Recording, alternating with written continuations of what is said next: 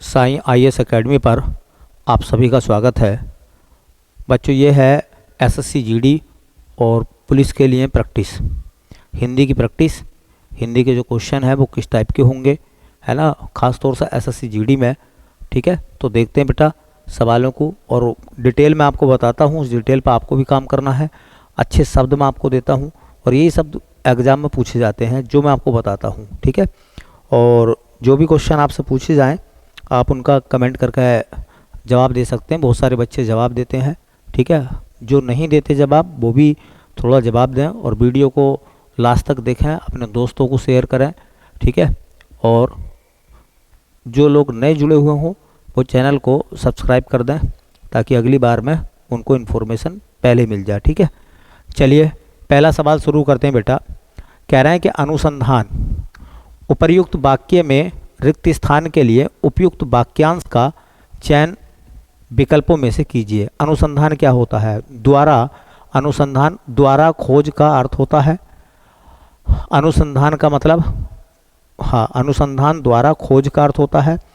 खोज का अनर्थ होता है।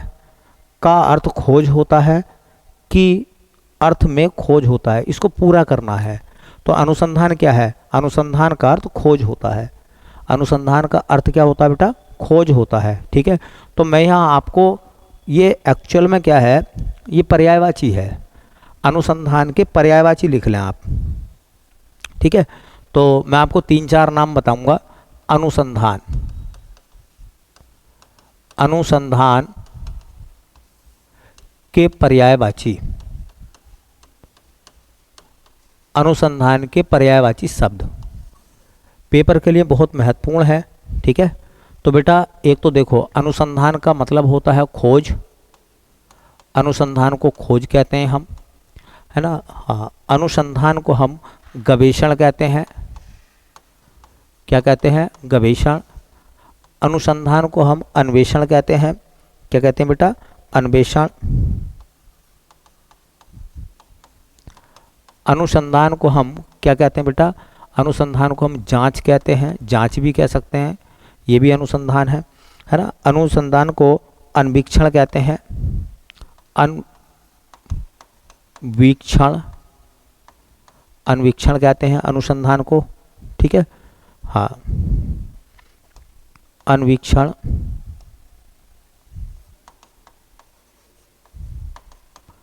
ठीक है, अनुसंधान क्या है?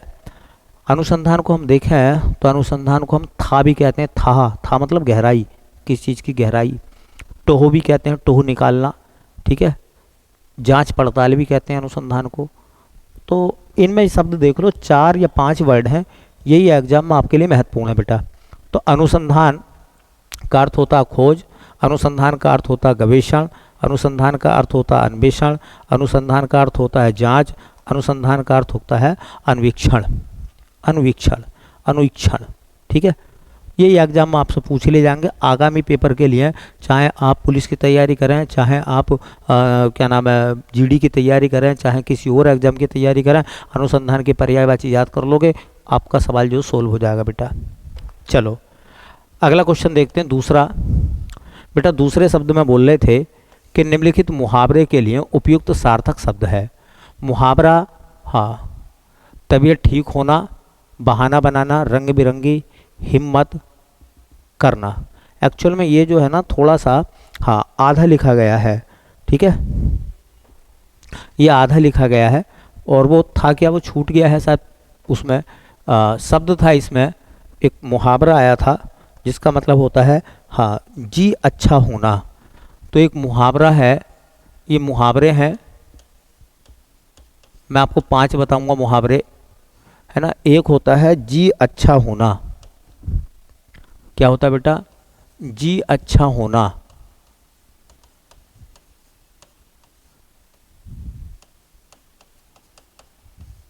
ठीक है, एक मुहावरा बहुत अच्छा है, उसको भी लिखेंगे, अंधे की लाठी। अंधे की लाठी। बेटा एक और मुहावरा होता बहुत अच्छा है वो भी, आगे कुआं पीछे खाई। आगे कुआं पीछे खाई, है ना। एक है देखो मुहावरा है, हाथी के दांत दिखाने की ओर खाने की ओर। हाथी के दांत दिखाने के ओर, दिखाने के ओर खाने के ओर। और पांचवा एक मुहावरा है, बहुत अच्छा ये मुहावरा भी, हाँ, उसका है, अपने मरे बिना स्वर्ग नहीं दिखता।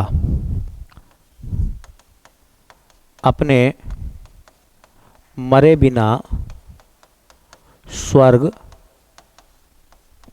नहीं दिखता। तो मैंने क्या करा है, यहाँ पर 5 मुहावरे लिखे हैं, मुहावरे और लोकोक्तियाँ, ठीक है। और ये सब अच्छे शब्द हैं, और ये इसी टाइप के शब्द जो है वह एग्जामिनर पूछता है, ठीक है। तो आप नोट डाउन कर लेना, आप उनको थोड़ा याद कर लेना, समझा मैं देता हूँ आपको। तुमने नाम सुना होगा जी अच्छा होना। जैसे कि आपने सुना, जी का मतलब होता मन से है, मन अच्छा है। मन अच्छा कब होगा? जब शरीर स्वस्थ होगा। बताइए, अगर कोई बीमार आदमी है तो उसका जी अच्छा होगा? नहीं होगा। जी किसका अच्छा होगा? जिसका स्वास्थ्य अच्छा होगा। तो लोग अक्सर कह देते हैं कि भाई अब जी थोड़ा अच्छा है, इसका मतलब तबीयत ठीक होना, ठीक है। क्या हो जाएगा? तबीयत ठीक होना। तो जी अच्छा होने का मतलब क्या होता है बेटा? मुहावरे का अर्थ तबीयत ठीक होना। तबीयत मतलब स्वास्थ्य है, तबीयत ठीक होना। अब देखो दूसरे में लिखा हुआ अंधे की लाठी। एक अंधा आदमी है, बेचारे की आंखें नहीं है, तो उसका सहारा कौन है? लाठी तो उसका सहारा है। अंधे की लाठी, उसका दुनिया में कोई सहारा नहीं है उस लाठी के अलावा। तो इसलिए कहा जाता है अंधे की लाठी का मतलब होता है अंधे का एक ही सहारा है, वो है उसकी लाठी, एकमात्र सहारा। एकमात्र सहारा, अंधे की लाठी मतलब एकमात्र सहारा, उसका सिर्फ एक ही सहारा है, वो है लाठी। बेचारे की अगर लाठी खूजा, है ना, तो वो चल नहीं पाएगा, ठीक है। इसलिए कहते हैं उसका सहारा वही है। आगे कुआं पीछे खाई, है ना। आगे कुआं पीछे खाई, आगे जाओगे तो कुएं में गिरोगे, पीछे जाओगे तो खाई में गिरोगे। इसका मतलब क्या है? हाँ, सभी तरफ से विपत्ति आना, सभी तरफ से विपत्ति आना, मुसीबत आना, ठीक है। तो इसका अर्थ होता है बेटा सभी ओर से विपत्ति आना। सभी ओर से विपत्ति आना। विपत्ति कहते हैं मुसीबत को, सभी ओर से विपत्ति आना। हाथी के दांत दिखाने की ओर खाने की ओर। हाथी के दांत बाहर की तरफ निकले हुए होते हैं, वो खाने के नहीं होते, वो सिर्फ दिखाने के होते हैं। इसका मतलब ये हो गया कि दिखा वो कुछ और रहा है, काम किसी और चीज़ से करेगा वो, है ना। इसका मतलब वो राज छुपा रहा है फिर, ठीक है। तो इसका मतलब होता है बेटा, इसका मतलब होता है हाथी के दांत दिखाने की ओर खाने की ओर। कहना कुछ है, करना कुछ है, ठीक है। कहना कुछ, करना कुछ, ठीक है। तो इसका अर्थ होता है बेटा कहना कुछ, कहना कुछ, कुछ कह रहे हैं हम, और करना कुछ, और करना कुछ।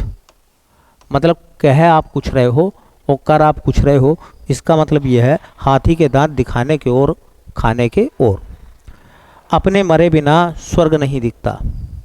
देखो, अपने मरे बिना स्वर्ग नहीं दिखता। अच्छा, लोग कहते हैं कि स्वर्ग है नरक है। अच्छा देखो, जो आदमी मरेगा वो स्वर्ग में जाएगा, जो आदमी, है ना, कुछ आदमी मरेंगे वो नरक में जाएंगे। तो अब मेरा कहने का मतलब बेटा ये है कि अगर कोई नरक और स्वर्ग में जाता है तो क्या गया हुआ आदमी आकर बताता कि वो नरक में था, वो स्वर्ग में था, मैं नरक में था, वो स्वर्ग में था, मैं स्वर्ग में था, वो नरक में था? कोई बताता? नहीं बताता। इसका मतलब ये है कि भैया नरक और स्वर्ग देखना है तो खुद मरना पड़ेगा। इसका मतलब क्या है कि अगर हम अपने काम को खुद करेंगे तब हम कामयाब होंगे। बोलो, अपने मकसद में हम तभी कामयाब होंगे। तो इसका मतलब होता है स्वयं प्रयत्न करने पर ही काम बनता है।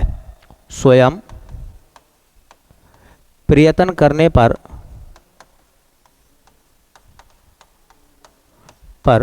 काम बनता है। अगर आप स्वयं प्रयत्न करेंगे तो काम बनेगा। इसका मतलब ये है कि अपने आप काम करना पड़ेगा आपको। बिना अपने आप काम किए आप जो है सक्सेस नहीं हो सकते। इसलिए क्या होता है, देखो हम लोग पढ़ाने वाले हैं, हमारा काम होता है गाइड करना, लेकिन उस बात को फॉलो करना ये आपकी जिम्मेदारियां बनती हैं। आपको रीड करना है, आपको नोट्स बनाने हैं, आपको क्या करना है, ये फैसला आपके हाथों में होता है। इसलिए सफलता जो है वो आपको तब मिलेगी जब आप मेहनत करेंगे, ठीक है, आप अपने हिस्से का काम करेंगे। मैं जीवन में तब सफल होऊंगा जब मैं अपने हिस्से का काम करूंगा। इसका मतलब हर आदमी अगर अपने हिस्से का काम करेगा तो अपने काम में सफल हो जाएगा। इसलिए कहा जाता कि अपने मरे बिना स्वर्ग नहीं दिखता, ठीक है। चलो बेटा, तीसरा शब्द देख रहे हैं, ये क्या कह रहे हैं देखो। तीसरे शब्द में कह रहे थे कि नीचे दिए गए विकल्पों में से कौन सा शब्द निम्नलिखित वाक्य में रेखांकित शब्द का पर्यायवाची नहीं है। रेखांकित शब्द आया है आपके पास में, ये देखो, रास बिहारी बोस दिल्ली षड्यंत्र के मुख्य अभियुक्त थे। तो ये जो शब्द है ये षड्यंत्र, ये जो षड्यंत्र शब्द है इसका पर्यायवाची नहीं है, कौन सा। पहले ऑप्शन में कह रहा है कुचक्र, कुचक्र होता है, कुचक्र षड्यंत्र होता है। साजिश, साजिश भी षड्यंत्र है। साजिद, ये षड्यंत्र नहीं है। दुर्भिसंधि, दुर्भिसंधि का मतलब आपने सुना होगा, किसी बुरे काम के लिए जो हम मीटिंग करते हैं वो दुर्भिसंधि कहलाती है, ठीक है। तो देखो, षड्यंत्र के पर्यायवाची लिखो, अच्छा शब्द है बेटा, षड्यंत्र के पर्यायवाची। षड्यंत्र के पर्यायवाची, षड्यंत्र के पर्यायवाची शब्द कौन कौन से होंगे। तो बेटा देखो, षड्यंत्र के पर्यायवाची, एक तो अभी मैंने बताया था कुचक्र होता है, कुचक्र बुरे जाल में फंसाना। एक साजिश है, साजिश रची गई, इसका मतलब षड्यंत्र रचा गया, साजिश है। एक षड्यंत्र का होता है दुर्भिसंधि, दुर्भिसंधि, दुर्भिसंधि तो बनवर्ड भी है। किसी बुरे काम के लिए की गई वार्ता, किसी बुरे काम के लिए की गई वार्ता या मंत्रणा क्या कहलाती बेटा, वो कहलाती है दुर्भिसंधि, ठीक है। षड्यंत्र तो याद रखेंगे, षड्यंत्र को कुचक्र कहते हैं, साजिश कहते हैं, दुर्भिसंधि कहते हैं। और दुर्भिसंधि तो एक बनवर्ड है, ये किस जगह इस्तेमाल होता है, क्वेश्चन आता है कि किसी बुरे काम के लिए की गई मंत्रणा क्या कहलाती है, दुर्भिसंधि कहलाती है। चलिए अगला सवाल देखो बेटा, चौथा सवाल क्या है, ये कह रहे हैं वाक्यांश और उसके लिए एक शब्द का निम्न में से कौन सा युग्म अशुद्ध है। इसका मतलब सुन लो, एक वाक्यांश दे रखा है, उसके आगे एक शब्द दे रखा है, वो शब्द जो है गलत है, उनमें से वो क्या है। लाभ पाने की इच्छा लिप्सा कहलाती है, बिल्कुल सही बात है। जो किसी से जीता ना जा सके वो अजय है, बिल्कुल सही बात है। नाप तोलकर खर्च करने वाला मितभाषी होता है, ये गलत है। देखो मैं आपको बात बताऊंगा बेटा, इसमें गलत क्यों है ये। देखो, नाप तोलकर खर्च करने वाला मितभाषी नहीं होता, नाप तोलकर खर्च करने वाला होता मितव्ययी, मितव्ययी। और ये मैंने आपको पीछे बनवर्ड लिखवाया भी था। मितव्ययी का मतलब होता है जो नपा तुला खर्च करता है, जितने की जरूरत हो उतना ही खर्च करता है, वो मितव्ययी होता है। 7 दिन का समूह क्या कहलाता, सप्ताह। एक शब्द मैं इसमें और मेंशन कर देता हूँ, 5 हो जाएंगे ये भी बनवर्ड आपके। एक शब्द मैंने और मेंशन करा, शब्द है 10 वर्षों का समूह, 10 वर्षों का समूह। 10 वर्षों के समूह को क्या कहते हैं, उसे कहते हैं बेटा डिकेड, मतलब दशक। 10 वर्षों के समूह को क्या कहते हैं, दशक। तो देखो, लाभ पाने की इच्छा क्या होती है, लिप्सा, मतलब लाभ कमाने की इच्छा या लाभ पाने की इच्छा क्या कहलाती है, लिप्सा कहलाती है बेटा, है ना। जो किसी से जीता ना जा सके, जो किसी से जीता ना जा सके मतलब जिसे कोई हरा ना सके, वो कौन हो गया, वो हो गया बेटा अजय, ठीक है। नाप तोल कर खर्च करने वाला उसे हम क्या कहते हैं, मितव्ययी, ठीक है। 7 दिन का समूह क्या कहलाता, सप्ताह, है ना। अच्छा, 15 दिन का समूह क्या कहलाता, पखवाड़ा या पक्ष। 15 दिन का समूह पखवाड़ा या पक्ष कहलाता है। 100 वर्षों का समूह क्या कहलाता, शताब्दी। 3 महीने का समय क्या कहलाता, तिमाही। 6 महीने का समय क्या कहलाता, छमाही। तो ये तो सब आप जानते होंगे, है ना। देखो ये कह रहे हैं कि 10 वर्षों का समूह, 10 वर्षों के समूह को क्या कहते हैं, दशक। 100 वर्षों के समूह को क्या कहते हैं बेटा, तो 100 वर्षों के समूह को कहते हैं हम शताब्दी, ठीक है। चलिए ये सब नोट कर लेना, कहीं ना कहीं पेपर में आपको ये चीज़ें देखने के लिए मिल जाएंगी। अगले सवाल में कह रहे थे कि रिक्त स्थान की पूर्ति उचित कारक चिन्ह से करें।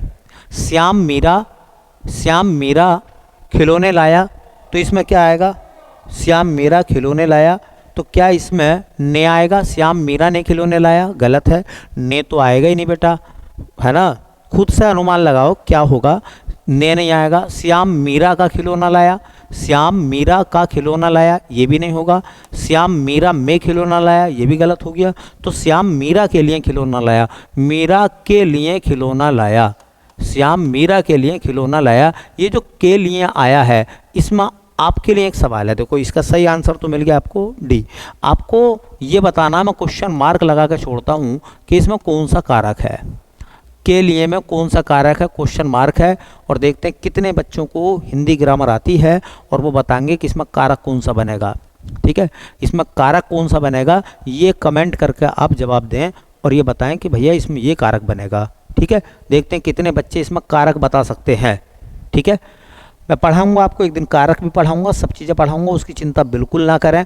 ठीक है, डिटेल में मैं आपको पढ़ाऊंगा। ठीक है, फिलहाल मैं आपको कुछ प्रैक्टिस पेपर के हिसाब से बता रहा हूँ कि कैसे क्वेश्चन जो है एग्जामिनर मालूम करता बेटा। ठीक है, चलिए कारक बताएंगे, देखते हैं कौन कौन से बच्चे बताते हैं। कह रहा है निम्नलिखित वाक्य में रेखांकित खंड के स्थान पर प्रयुक्त होने वाले सबसे उपयुक्त विकल्प का चयन कीजिए। वह अतिथि सेवा के तत्पर लिए हैं।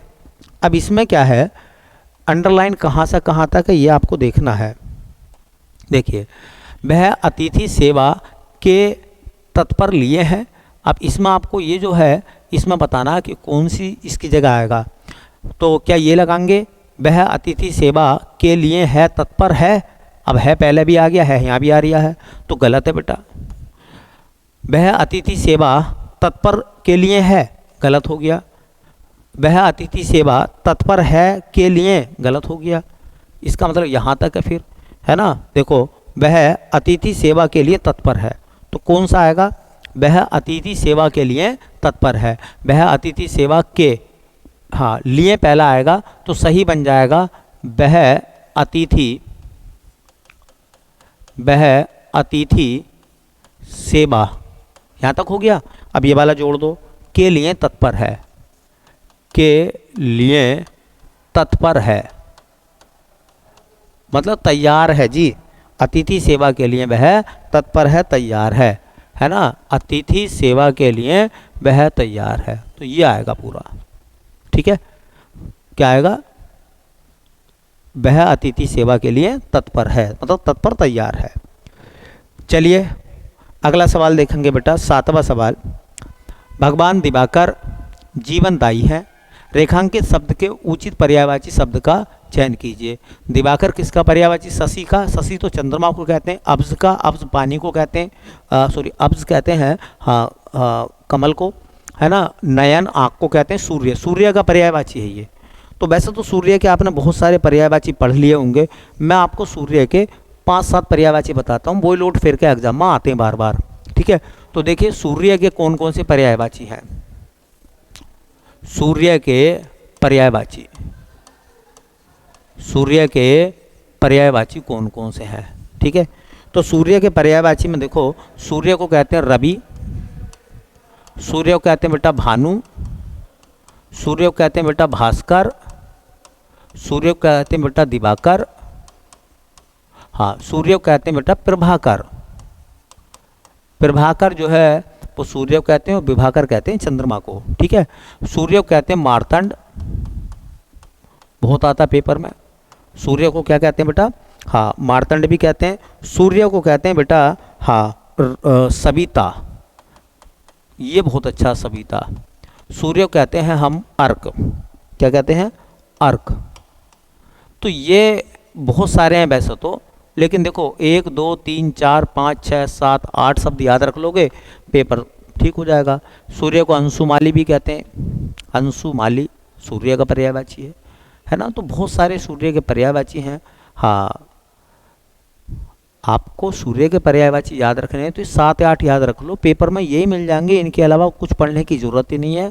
ये मैं गारंटी के साथ आपसे कहता हूँ कि अगर सूर्य का पर्यायवाची आएगा तो इनमें से आएगा। सविता बहुत बार आया है, सूर्य का पर्यायवाची सविता। मार्तंड बहुत बार आया है, प्रभाकर आया है ना, दिवाकर, भास्कर, ये तो सब आते ही हैं। ठीक है, तो इतना याद रख लो। सूर्य के पर्यायवाची रवि, भानु, भास्कर, दिवाकर, अर्क, प्रभाकर, सविता और मार्तंड। ठीक है, चलो देखो आगे देखते हैं क्वेश्चन। क्वेश्चन नंबर 8 में कह रहे थे कि निम्नलिखित वाक्य में त्रुटि पहचाने। मैंने हाथ जोड़ दिया, तो दिया में गलती है, मैंने में, हाथ में, जोड़ में। तो जोड़ भी ठीक है, हाथ भी ठीक है, मैंने भी ठीक है। वाक्य के हिसाब से मैंने हाथ जोड़ दिया, दिया नहीं आएगा। मैंने हाथ जोड़ लिए, हाथ जोड़ दिए नहीं होता, हाथ जोड़ लिए। तो सही इसमें वाक्य ये बनेगा बेटा, मैंने हाथ जोड़ लिए, मैंने हाथ जोड़ लिए। तो दिया नहीं आएगा बल्कि लिया आएगा। मैंने हाथ जोड़ लिए। ठीक है, चलिए अगला सवाल देखेंगे। ऐसे वाक्य तो बहुत इजी होते हैं बेटा। निम्नलिखित में से शुद्ध वाक्य है। शुद्ध वाक्य बताना है। बहुत लोग एक साथ दौड़ पड़े। अब एक साथ क्या है, एक तो होता है ना। बहुत लोग एक साथ दौड़ पड़े, तो एक साथ नहीं आता बेटा, एक तो आता ही नहीं है, एक साथ, तो ये गलत हो गया, एक साथ नहीं होगा। अच्छा, बहुत लोग एक साथ दौड़ पड़े, ये गलत हो रहा है। बहुत लोग एक साथ दौड़ पड़े, ये कुछ हद तक ठीक है। बहुत लोग एक साथ दौड़ पड़े, ये गलत है। तो सही वाक्य तो आपको मिल गया, बहुत लोग एक साथ दौड़ पड़े। ठीक है, बहुत लोग एक साथ दौड़ पड़े। तो इसमें से शुद्ध वाक्य बताना था। इसमें भी कोई ज़्यादा दिक्कत वाली बात नहीं होगी आपको। ठीक है, चलिए अगला सवाल कह रहे हैं, देखो अगले सवाल में कह रहे हैं कि निम्न रेखांकित शब्द समूह के लिए सर्वाधिक उपयुक्त विकल्प चुने। आकाश में इतने तारे हैं कि गिने ना जा सकें। अच्छा, जो चीज़ गिनी नहीं जा सकती वो अनगिनत है या नहीं है? भाई अनगिनत है। गणनीय जिसकी गणना हो, असंख्य जिनकी बहुत सारी संख्या हो, अनगिनत जो ना गिने जा सकें, गिनती के। अब गिनती के तो वही हैं जो गिने जा सकते हैं। तो मैं 5 आपको यहाँ पे वर्ड बताता हूँ जिनको हम वन वर्ड कहते हैं या वाक्यांश कहते हैं। 5 बताता हूँ। एक तो अपना यही हो गया अनगिनत, जिसे गिना ना जा सके, अनगिनत हो गया, है ना। एक वन वर्ड याद रखें, एक वन वर्ड है बहुत अच्छा, उद्यमी, उद्यमी। एक वन वर्ड और भी अच्छा है, कर्मठ, कर्मठ और जुझारू नेता, ऐसा तुमने प्रचार सुना होगा इलेक्शन में, है ना। एक है परजीवी, परजीवी। और बेटा एक है उसे कहते हैं अनाथ। देखो बहुत अच्छे पुलिस के हिसाब से और जीडी के हिसाब से बहुत अच्छे शब्द मैं आपको दे रहा हूँ, और ऐसे एग्जाम में आपको मिलेंगे बेटा, ऐसे एग्जाम में आपको मिलेंगे।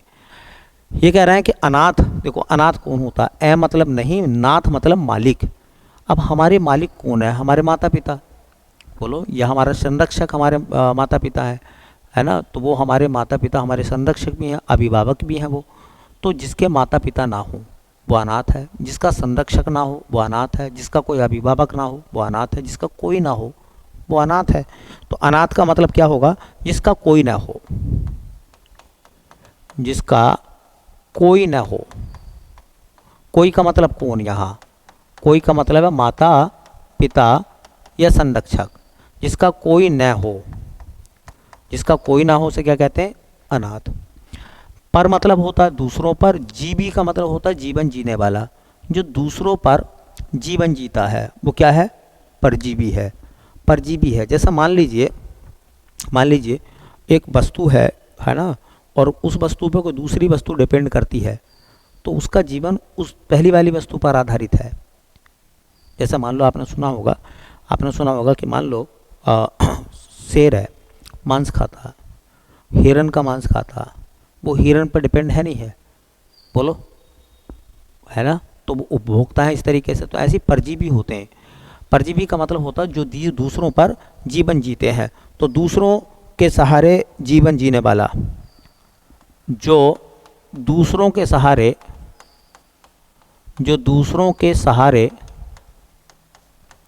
जीवन जीता है, क्या है वो? परजीवी। कर्मठ का मतलब हो गया कर्म करने वाला, कर्म करने वाला। तो तुमने नाम सुना होगा इलेक्शन में, है ना, कर्मठ और जुझारू नेता। कर्मठ का मतलब जो काम मिलेगा उनको वो उसको करेंगे, कर्म करने वाले। उद्यमी का मतलब क्या होता? बहुत मेहनत करने वाला, बहुत मेहनत करने वाला, ठीक है। तो जो बहुत ज़्यादा काम करता है वो उद्यमी है। जो बहुत अधिक मेहनत करता है, जो बहुत अधिक मेहनत करता है, मेहनत करता है, वो कौन है? उद्यमी है। इस बात को तुम बेटा ऐसे भी कह सकते हो, बहुत अधिक परिश्रम करने वाला। किसी भी काम में बहुत अधिक परिश्रम करने वाला कौन होता है? उद्यमी होता है, उद्यमी होता है। याद रखेंगे, उद्यमी होता है बहुत अधिक परिश्रम करने वाला। अनगिनत का मतलब क्या होता है बेटा? हाँ, जो गिना ना जा सके, जो गिना न जा सके, उसको क्या कहेंगे हम? उसको कहेंगे बेटा अनगिनत। तो अनगिनत हो जाएगा, ठीक है। तो मैंने 5 आपको वन वर्ड बहुत अच्छे बता दिए हैं। पेपर के लिए आप तैयारी कर लो, इसी में से चीज़ें आपको मिल जाएंगी। देखो अगले सवाल में क्या कह रहे हैं? अगले सवाल में कह रहे थे, अरे सांप कहाँ गया। इस वाक्य में प्रयुक्त क्रिया विशेषण कहाँ, किस प्रकार का क्रिया विशेषण है? कहाँ गया, ठीक है। यौगिक क्रिया विशेषण है, मूल क्रिया विशेषण है, अनुबंध क्रिया विशेषण है, या साधारण क्रिया विशेषण है? अरे सांप कहाँ गया तो नॉर्मल सी बात हो गई ना, तो यह है साधारण। हाँ, कहाँ, कौन, कैसे, ये जब भी आते हैं ये किस में आएगा बेटा? ये साधारण क्रिया विशेषण है, ठीक है। क्रिया की विशेषता बताने वाले शब्द क्रिया विशेषण कहलाते हैं, है ना। क्रिया विशेषण जो होते हैं 4 प्रकार के होते हैं, स्थितिवाचक, दूसरा कालवाचक, तीसरा परिमाणवाचक, बोलो, चौथा रीतिवाचक, ठीक है। तो बताएंगे, फिलहाल आप जो है इसका आंसर पढ़ लें। इसे साधारण क्रिया विशेषण हम लोग बोलते हैं। हाँ, रितेश को जब कक्षा में प्रथम आने का समाचार मिला तो उसकी बाहें खिल गईं, है ना। हाँ, आंखें खिल गईं, चेहरा खिल गया, मुस्कान खिल गई, है ना। तो वैसे इसे बाहें ना कह के हम बाछे कहेंगे ना, बाछें, बाछें बाहें ही होती हैं। बाहें खिल जाना, पूरा शरीर खिल जाना, ठीक है। तो जैसे उसे पता चला कि उसको पास हो गया है और वो भी फर्स्ट डिवीज़न आया है, तो उसकी बाहें खिल गईं। बाहें की बजाय अगर बाछे शब्द हो तो बहुत अच्छा है। बाहें मतलब बाछें, उसकी बाछें खिल गईं, ठीक है। तो रिक्त स्थान वाला है, आप भर सकते हैं आराम से, कोई दिक्कत नहीं है। चलिए अगला सवाल देखते हैं। मैंने विद्यालय के प्रधानाचार्य से प्रार्थना की कि मुझे छात्रवृत्ति प्रदान करें। इस वाक्य में प्रयुक्त प्रार्थना शब्द का सही अर्थ क्या है? प्रार्थना शब्द का अर्थ क्या है? विनय पूर्वक विनती करना, हाँ जी, रिक्वेस्ट करना। विनय होती है उसमें तर्क से अपनी बात रखना, उसमें बहस करना, है कि उसे वजीफा क्यों मिल लिया, मुझे क्यों नहीं मिल लिया, है ना। अपनी बात मनवाने के लिए कहना, है ना। आग्रह पूर्वक विनती करना, तो आग्रह पूर्वक विनती करना, विनय पूर्वक विनती, है ना। तो इसमें सही जो आएगा ना वो विनय पूर्वक विनती करना, ये आपके लिए सूटेबल बैठेगा। क्या हो जाएगा? हाँ, विनय पूर्वक विनती करना। विनय पूर्वक रिक्वेस्ट करी है आपने, प्रार्थना करी है, तो विनय पूर्वक विनती जो आप कर रहे हैं वो क्या है? हाँ, आग्रह एक प्रकार से जिद हो जाएगी एक प्रकार की, तो विनय पूर्वक विनती करना, ठीक है। तो आप लगा सकते हैं प्रार्थना का सब सही अर्थ क्या है? इसका अर्थ होता है, हाँ, इसका अर्थ होता है प्रार्थना और विनय पूर्वक विनती करना, ठीक है। चलिए अगला क्वेश्चन देखो, ये लिखा गया है, निम्न वाक्य में अनुपयुक्त शब्द प्रयोग संबंधी अशुद्धि दूर करने के लिए रेखांकित भाग को उचित विकल्प चुनकर प्रतिस्थापित करें। रेखांकित भाग है उसको जो है, हाँ, उसकी जगह कोई इनमें से शब्द लगाना है। हिंदी साहित्य में आचार्य रामचंद्र शुक्ल एक बड़े व्याख्याता माने जाते हैं, है ना। एक अच्छे बरख हैं, एक उत्कृष्ट विश्लेषक हैं, है ना। एक बड़े साहित्यक हैं, बड़े अच्छे वक्ता हैं वो। तो एक उत्कृष्ट विश्लेषक हैं। तुमने नाम भी सुना होगा कि आचार्य रामचंद्र शुक्ल जो है वो कौन है? एक अच्छे विश्लेषक हैं। तो हिंदी साहित्य में आचार्य रामचंद्र शुक्ल। अब यहाँ से जो है आपको क्या करना है बेटा? यहाँ से जो है इसको डाइवर्ट करना है, ठीक है। तो यहाँ से लिखना है, इसके स्थान पर आगे को बनाना है। तो एक उत्कृष्ट, एक अच्छे, एक उत्कृष्ट विश्लेषक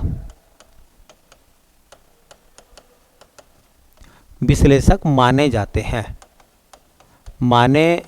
हैं, ठीक है। एक बड़े व्याख्याता, इसकी जगह क्या आएगा, एक अच्छे विश्लेषक, व्याख्याता व्याख्या करने वाले, और जो आदमी व्याख्या करता है वो कौन होता है, वो विश्लेषक होता है, क्योंकि वो उसका विश्लेषण कर रहा होता है, ठीक है। तो इसमें बी ऑप्शन जो है आपका करेक्ट हो जाएगा। चलिए अगला सवाल देखते हैं बेटा। निम्नलिखित में से कौन सा जल शब्द का पर्यायवाची है? जल का नीर, हाँ नीर है, वारिज कमल है, नीरज कमल है, अम्बुधि है ना, अम्बुधि क्या हो जाएगा, मेघ हो जाएगा। तो जल शब्द के पर्यायवाची देख लो, जल शब्द के पर्यायवाची आज देखो ये तीसरा पर्यायवाची है बेटा। एक आया था आपके पास में, हाँ एक पर्यायवाची पूछा था अनुसंधान का, एक आया था षड्यंत्र का, और एक हो गया जल का। जल के पर्यायवाची में कौन कौन से शब्द आपको नोट करने हैं जो एग्जाम में आपके लिए हेल्प करेंगे। जल के याद कर लोगे, समुद्र के, मेघ के और कमल के मैं आराम से बनवा दूंगा। तो एक होता बारी, बारी मतलब कमल होता है, जल होता है एक नीर, नीर जल होता है ना। पानी वगैरह तो सब जानते हैं, ये ना लिखें, है ना। एक आता है बेटा सलिल, सलिल का मतलब भी पानी होता है। एक होता है बेटा तोय, एक उदक, तोय माने पानी होता है, उदक मतलब पानी होता है ना। एक होता है बेटा अम्बु, अम्बु मतलब अम्बु पानी होता है और अम्बुज जो है वो कमल होता है ना। एक होता है जीवन, आपने सुना होगा जल ही जीवन है। एक होता पय, पय का मतलब होता पीने योग्य। एक होता मेघ पुष्प, मेघों के जो फूल झड़ते हैं वही तो बारिश होती है, बादल होता, जल होता। एक होता है सारंग, सारंग अनेक अर्थी शब्द है। एक होता आब, आब मतलब उर्दू में कहते हैं आब मतलब पानी, जैसे दोआब है, पंजाब है, उसमें आब का मतलब होता पानी, ठीक है। और आप जानते हैं इसको हम अमृत भी कह सकते हैं। तो मैं कह रहा हूँ कि इनमें से भी अगर याद रखने पड़े तो वारी याद रखो, नीर याद रखो, सलिल, तोय, उदक है ना, अम्बु, पय, ये ऐसे याद रख लो बस, ठीक है। इनमें से आपको कोई ना कोई मिल जाएगा, ठीक। तो बहुत अच्छे शब्द हैं, एग्जाम में बहुत मिलते हैं ऐसे क्वेश्चन। चलिए अगला शब्द देखेंगे, अगला सवाल। निम्नलिखित गद्यांश में कुछ शब्दों को हटा दिया गया है, दिए गए विकल्पों की सहायता से रिक्त स्थानों की पूर्ति कीजिए। प्रत्येक संख्या के लिए सबसे उपयुक्त विकल्प का चयन करें। आत्मनिर्भरता से तात्पर्य है अपने ऊपर डॉट डॉट डॉट डॉट रहना। पहले नंबर पर क्या आएगा, अपने ऊपर डॉट डॉट डॉट डॉट रहना, दूबर रहना, सहारा रहना, निर्भर रहना या प्रवृत्ति। क्या आएगा बताओ, खुद बताओ इसमें क्या आएगा बेटा। अपने ऊपर निर्भर रहना, प्रवृत्ति रहना, दूबर रहना, सहारा रहना। तो अपने ऊपर क्या रहना बेटा, निर्भर रहना। आत्मनिर्भर का मतलब होता है अपने ऊपर निर्भर रहना, तो इसमें निर्भर आएगा, ठीक है। चलिए अगला सवाल देखें, 17वां। हाँ 17वां यहाँ से पढ़ेंगे ना हम, जो छूट गया उसे तो हमने भर दिया। जब मनुष्य अपने कार्य डॉट डॉट डॉट डॉट करता है तो आत्मनिर्भर कहलाता है। जब मनुष्य अपने कार्य स्वयं करता है, स्वयं स्वयं, तो देखो अभी तो देखा भी नहीं है मैंने, इसमें स्वयं होना चाहिए, है ना। इसमें क्या होना चाहिए, स्वयं, स्वयं नहीं श्रेष्ठ कल। तो जब व्यक्ति अपने कार्य स्वयं करता है तो स्वयं करेगा तो तभी तो वो आत्मनिर्भर कहलाएगा, ठीक है। तो इसमें स्वयं आएगा बेटा। तीसरे में आ जाओ, इसके अलावा देखो, हाँ तीसरे को यहाँ से पढ़ेंगे, है ना। देखो बहुत से कार्य वह दूसरों के लिए करता है। अब इसमें लिए होना चाहिए, है ना, तो लिए तो इसमें है नहीं। अब कह रहे हैं कि देखो बहुत से कार्य वह दूसरों के सहारे करता है, दूसरों के सहारे से भी करता है। सहारे करेगा, प्रकार करेगा, लक्ष्य या स्थिति। तो भाई कुछ कार्य ऐसे होते हैं दूसरों के लिए भी होते हैं, कुछ कार्य ऐसे होते हैं तो दूसरों के सहारे भी होते हैं। तो इसमें सही क्या भरा जाएगा, सहारे शब्द आ जाएगा, ठीक है। चलिए अगला क्वेश्चन देखें, 19वां क्या है। हाँ 19वें सवाल में कह रहे हैं, देखो जो कि चौथा पार्ट है, ये कह रहे हैं निर्भरता का अर्थ यह है कि जब किसी कार्य को करने का मन करें उसके लिए पूर्ण डॉट डॉट और लगन का परिचय दें। पूर्ण के बाद में क्या आएगा, तत्परता, विफलता, अकर्मणता, सहायता। पूर्ण तत्परता, पूर्ण तत्परता का मतलब होता है तुरंत तैयार रहें उस काम को करने के लिए। तो बेटा इसमें क्या आ जाएगा, इसमें आ जाएगा ए ऑप्शन, ठीक है। आखिरी वाला देखें 5वां, 5वें सवाल में क्या कह रहे हैं देखो, हाँ 5वें में कह रहे हैं, 5वें यहाँ है, स्वयं अपने सहारे उसे सिद्ध करने का डॉट डॉट करें। क्या करें? पाठ करें, प्रयास करें, ध्यान करें, विकास करें। कोई भी बता देगा। क्या करना चाहिए भैया? प्रयास करना चाहिए। ठीक है, क्या करना चाहिए? प्रयास करना चाहिए। तो इसमें क्या भरा जाएगा बेटा? इसमें आ जाएगा प्रयास करें। ठीक है, तो ये इस तरीके से हमने एक सेट अपना कंप्लीट कर लिया। ठीक है, तो बेटा उम्मीद है चीज़ आपको समझ आई होंगी, है ना? समझ आई हैं तो और बच्चों को शेयर करिए और लोगों को शेयर करिए, जोड़िए। ठीक है, और जो क्वेश्चन आपसे पूछे जाते हैं उनका हाँ कमेंट के जरिए आप जवाब दीजिए। ठीक है, तो मिलते हैं फिर नेक्स्ट क्लास में। तब तक के लिए आप सभी का बहुत बहुत धन्यवाद।